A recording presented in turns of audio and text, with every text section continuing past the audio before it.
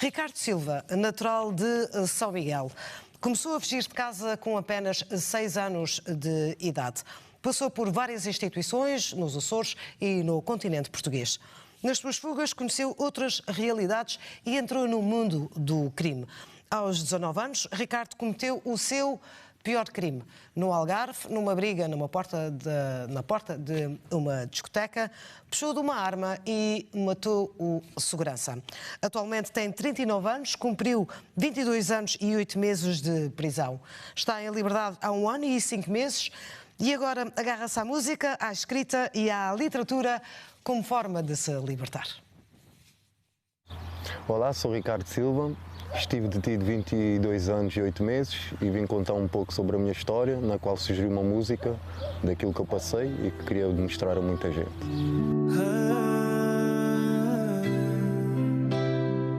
Hoje partilhamos uma história de vida de um ex-recluso. Ricardo Silva, natural de São Miguel, começou a fugir de casa, tinha apenas 6 anos de idade. A revolta pelo facto do seu pai ter deixado a sua mãe fez com que ele começasse a ter comportamentos desviantes. Houve uma vez que eu fugi, fui para o aeroporto, não sei porquê, e infelizmente roubei um carro, bati com ele e a justiça já achou que já era um caso grave, que não havia remédio a não ser, como não havia instituições adequadas para mim, tiveram a decisão de me transferir para o continente. Mas, entretanto, antes disso, o tribunal ainda teve a situação de querer me adotar. Falaram com a minha mãe, eu já tinha capacidade de verbalizar as coisas, eu disse que não queria, gostava muito da minha mãe, que eu ia me portar bem. Tentaram ver o que é que eu gostava de fazer para as coisas mudarem, para ver se começava a acalmar, mas que não deu frutos. Mas mesmo assim eles conseguiram evitar a adoção e me transferiram para um colégio que se chamava o COAS, Bela Vista, em Lisboa, um dos piores que há no nosso país.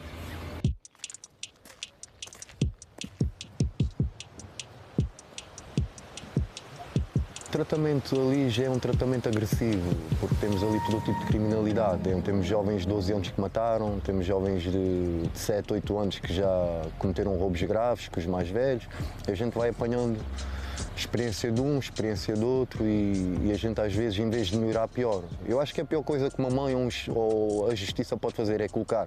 A gente deve tentar ver o que se passa com a criança, tentar arranjar algo que lhe faça bem, que se faça sentir bem, útil e que ele sinta que se importam com ele, percebe? Porque metendo esse tipo de instituições a coisa vai piorar, nunca resolve. Porque há maus tratos, há agressões, a nível psicológico, a nível físico, depois as crianças são rebeldes, depois eu tinha um sotaque daqui, era gozado e como eu já tinha uma maturidade um bocado evoluída, comecei a tomar outro tipo de atitudes, que tinha que me afirmar para não sofrer ali dentro ao pé daquela gente toda, porque é etnias diferentes, raças diferentes, culturas diferentes. Com apenas 7 anos, passou por várias instituições nos Açores e no continente português. Nas suas fugas, conheceu outras realidades e entrou no mundo do crime. Roubou carros, lojas, cometeu agressões, entre outros delitos. A partir daí foi um descalabro. Comecei a conhecer realidades diferentes, comecei a fugir muito. Eu era dos poucos que conseguia fugir dali porque eu tinha uma inteligência muito acima. Enganava os monitores, os seguranças, conseguia fugir. Eu e outro rapaz. Acabávamos por ser apanhados porque a gente não tinha para onde ir, somos crianças, não temos maturidade. A gente andava por aí, por Lisboa, às vezes íamos para o Alentejo, apanhávamos o comboio sem bilhete, apanhávamos o autocarro sem bilhete, andávamos por aí. Depois havia um dia que a gente cometia uma infração mínima, que não era assim tão grave. Chamavam a polícia, a gente era capturados e voltados para trás. E a gente roubava às vezes um rapazinho na rua, a gente apanhava os dois ele, tirávamos o dinheiro, esse tipo de coisa. Depois fazia um queixo e a polícia andava atrás e acaba por nos interceptar e apanhar. E acabávamos sempre por voltar para a instituição e cada vez os castigos eram piores. Eu tive castigos que tinha que ficar tudo numa cela para não ter possibilidade de evasão. Cheguei a ter castigos severos, como reguadas com barras de ferro, como ter que andar de chinelo e de boxers em frente às outras pessoas vestidas, e eu só de boxers e chinelos para não ter a capacidade de fuga. Tive castigos de 30 dias numa cela, porque é a cela que se chama ali dentro, sem contacto com criança nenhuma, só com o pequeno almoço e jantar dentro da cela, e era assim que as coisas funcionavam. Por isso é que eu digo que esse tipo de instituições para mim não são legais, porque cometem crimes, abusos, na qual a justiça sabe e mesmo assim deixa passar. E é isso que acontece com muitos jovens. Aos 16 anos, Ricardo cometeu o seu pior crime. Uma discussão à porta de uma discoteca no Algarve, Ricardo puxou de uma arma e matou o segurança da discoteca. Foi condenado a 14 anos de prisão. Passou por vários estabelecimentos prisionais do país, incluindo o Monsanto, um estabelecimento prisional de segurança máxima em Portugal. Eu sou detido depois de uma confusão que se passou numa discoteca no Algarve, na qual 3 seguranças me agrediram gravemente e, infelizmente, aconteceu ele ter perdido a vida e fui detido ali e acabei por ir preso. Como é que se consegue ter uma arma assim era com estes grupos que tu andavas? Isso tudo se arranja. Em Lisboa, não os Açores. Aquilo, você entra numa esquina, compra. Não é como aqui. Como é que tu te sentes hoje em dia pelo facto de teres matado uma pessoa? É assim, se me perguntar hoje em dia, não faria. Tinha outro tipo de atitude, até porque cresci e eu resolvi a coisa de outra maneira. A questão é quando você é imaturo, quando é jovem, depois as pessoas viram, você não quer ficar por baixo, depois você é conhecido em certas pessoas, como é que tu admitiste isso, como é que foste... A gente entra muito nessa ilusão, que é uma ilusão que a gente cria na nossa cabeça, e a revolta, a idade também não ajuda, e há coisas que às vezes as pessoas não percebem, que é uma coisa do momento, não uma coisa pensada, não uma coisa programada. Agora, se me disser, mas tinhas uma arma, aquela arma não era minha, aquela arma estava comigo provisoriamente, porque o meu amigo conseguiu entrar, eu não. Ele disse, ficas com isso aqui fora, depois quando eu sair, dás-me isso. E infelizmente, no sítio errado, na hora errada, eu fui utilizar aquilo inocentemente. Ainda tive uma semana em fuga, era muita polícia atrás de mim e conseguiram ter a minha interseção numa praia, na qual rodearam aquilo tudo e acabaram por me apanhar. Fui para a prisão preventiva, fiquei no IPL e a partir daí comecei a ter uma revolta dentro de mim, tudo por causa do meu passado e tudo o que eu tinha passado, e comecei a cometer crimes lá dentro, tipo não deixava que roubassem, ou quando tinha algum amigo que sofria uma agressão eu ia ajudá-lo e coisas do género, e acabou por me levar para o Monsanto, na qual eu era preventivo ainda, uma cadeia de condenados onde estavam os piores, aquela é uma cadeia de castigados, ou seja, tem que usar farda. As regras são diferentes, os guardas são diferentes, a especialidade deles para tratar os reclusos são diferentes, os presos são os piores que existem, cometem crimes graves dentro das cadeias e é tudo isolado, tudo em celas individuais. Depois de um tempo se portar bem, aquilo era a avaliação do ano a ano, depois começou a ser em 6 meses, depois passou para ano a ano e assim sucessivamente. E depois há um tempo que vem que a pessoa está reabilitada, que deve ir para um regime comum e adaptar-se ao pé dos outros presos em qualquer estabelecimento, como Coimbra, Val de Deus, Passos de Ferreira, Linhó, Pinheiro da Cruz. E aí é inserido na sociedade, dentro de estabelecimentos que são de segurança, mas que passam um dia aberto, que têm outro tipo de regalias que ali não tem.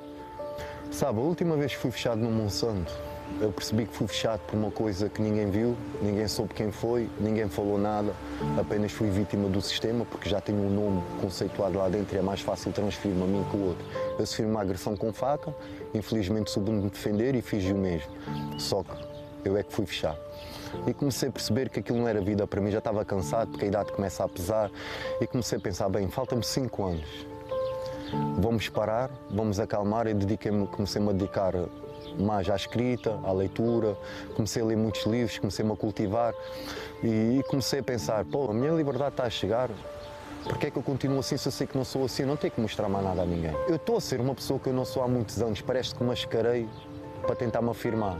Eu não sou assim, vamos lá me dedicar à música, à escrita, à leitura. Ricardo Silva tem atualmente 39 anos, cumpriu 22 anos e 8 meses de prisão. Está em liberdade há 1 ano e 5 meses e agarrou-se à música, à escrita e à literatura como forma de se libertar.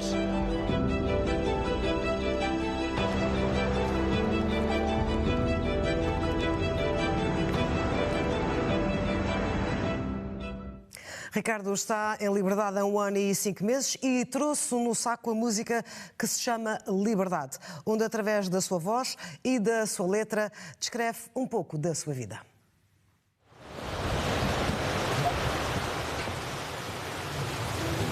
Cinco anos antes de cumprir os 22 anos e 8 meses de prisão, Ricardo Silva descobriu a sua paixão pela literatura e escrita. Ainda preso, agarrou-se às coisas boas e fez de tudo para ser uma pessoa melhor. Está em liberdade há 1 ano e 5 meses e trouxe no saco a música que se chama Liberdade. onde, através da sua voz e da sua letra, descreve um pouco da sua vida. Desde os 6 escrevo a minha dor, casa atrás de casa sempre sem amor. 14 prisões que queria entender, um miúdo perdido a tentar sobreviver. É assim, nós lá dentro não temos guitarra, eu toco muito viola e canto, não sou muito de fazer instrumental numa coluna ou num computador e cantar, não sou muito, eu sou mais com guitarra. As guitarras estão proibidas lá dentro. A única coisa que eu fazia era escrever, eu sou mais de improviso, eu não sou muito de escrita e devo me dedicar mais a isso, mas comecei-me a dedicar muito a isso, ao treino, à leitura e foi isso que me deu um impulso para ser a pessoa que sou hoje em dia.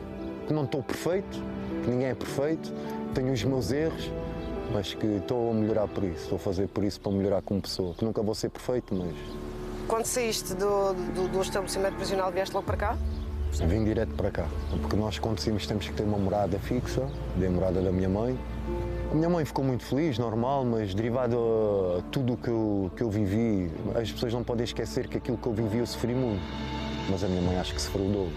Hoje em dia tem uma depressão grave, às vezes não sei lidar bem com algumas coisas que diz, mas ela tem toda a razão, porque a gente não ouve uma mãe em criança.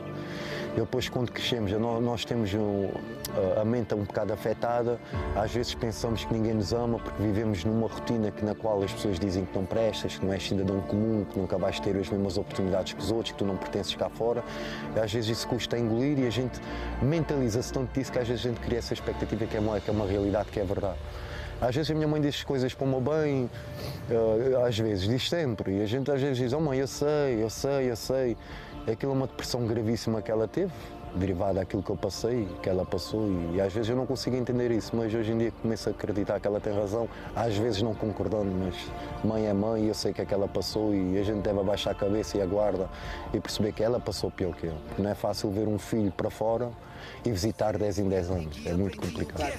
Sou miúdo sem alma, sem expressão, sem cara, apenas uma figura projetada para um mundo mais calmo. Carrego cicatrizes que não se veem na pele, vivo entre sombras, onde a dor é que me mede. Acredita que o conhecido rapper açoriano Sandro G lhe possa dar uma ajuda no mundo da música. Ricardo tem muito para escrever e partilhar com o mundo através da música, pois, segundo ele, cada dia que passou durante 33 anos tem uma história para contar. Eu acredito que um dia venha uma mensagem de alguém que me queira ajudar, mas tenho uma pessoa que também é muito conhecida, que é o Sandro G, que me dá muita força, o filho também, e estou na esperança que o filho um dia desses vai cá vir e vai me ajudar também, e vamos ver aos poucos. 30 anos fechado, sem ver o sol raiar, paredes frias, silêncio que faz sangrar, o tempo passa lento, a vida não espera, cresci entre grades, perdi a primavera. Aquilo que eu escrevo é realidade, as pessoas querem ver a verdade nas coisas, não é músicas fictícias, cantar músicas dos outros, porque não, tem que ser a realidade pura e crua, percebe? É porque eu tenho uma história que dá para fazer escrita que nunca mais acaba, percebe? Porque não é só contar a história de vida, há momentos específicos na vida de uma pessoa que dá, só aquele momento, aquele ponto da minha vida, aquela situação que aconteceu comigo dá para uma letra, aquele outro ponto de situação que aconteceu comigo dá para outra letra, ou seja, é interminável. Sou um miúdo sem alma, sem expressão, sem cara, apenas uma figura projetada para um mundo mais calmo. Eu sou um bocado mais R&B, música tipo do género João Pedro Paes. Ainda estou um bocado perdido naquilo que eu gosto. Eu gosto de fazer um bocado de tudo, mas o tipo de música que eu mais gosto é tipo comercial, romântica, tipo mais assim desse género. Um bocado de hip-hop mais para o romântico, nem tanto para o agressivo, nem tanto para coisa. Assim um bocado mais calmo. Além da música, Ricardo gostava de partilhar a sua história de vida com os mais novos, mostrando que o mundo do crime destrói vidas. A par da música, eu sinto que o que me deixava mais feliz, se eu mudasse a vida de uma criança, que ela esteja perdida, para mim era satisfatório de um dia, quando crescesse, assim. Não segui esse rumo derivado de uma pessoa que eu conheci e foi ela que me salvou a vida. Porque as pessoas, eu vejo hoje em dia os jovens se iludem muito com o AX, que os jovens que pensem que são amizades. Eu não digo que não sejam amizades, mas as pessoas têm que esquecer, as pessoas não podem se esquecer de uma coisa, isso é tudo uma ilusão pura. É tudo. Porque uma mãe se sacrifica por um filho a trabalhar, como um pai, os jovens faltam à escola porque o outro incentivou-lhe a fugir da escola para irem fumar AX, para ir fumar outro tipo de drogas, depois começam a roubar, porque começam a querer outro tipo de drogas. A mãe não vai sustentar, também não vai querer que a mãe saiba. O que é que dá a origem das drogas pesadas? O roubo. E qual é que vai ser o roubo? Vai ser cadeia. Depois eu noto muitos jovens a dizer, poça, aquele homem tem um grande carro, tem uma grande casa, tem só mulheres, tem uma vida de luz por causa do tráfico de droga.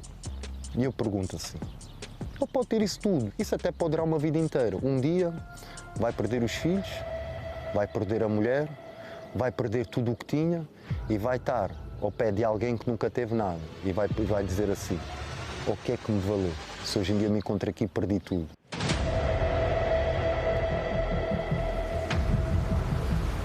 É mais fácil trabalhar, é para a custa, mas vais dar mais importância ao dinheiro que tu tens, vais dar mais importância a tudo o que conquistaste e dizes assim um dia, filho, eu tenho isso tudo, mas trabalhei dia após dia, fiz o que fiz para te dar tudo. Porque depois já passar pelo que eu passei, o que é que eu ganhei? Já tive muito dinheiro, já tive muita coisa, o que é que eu tenho? Estou a tirar a carta, nem tenho, não tenho carro, não tenho casa. Aquilo que eu tenho é sei que tenho um bom coração e vivo o meu dia a dia, eu prefiro ter €1 no bolso, mas sei que é meu e não me fiz mal a ninguém.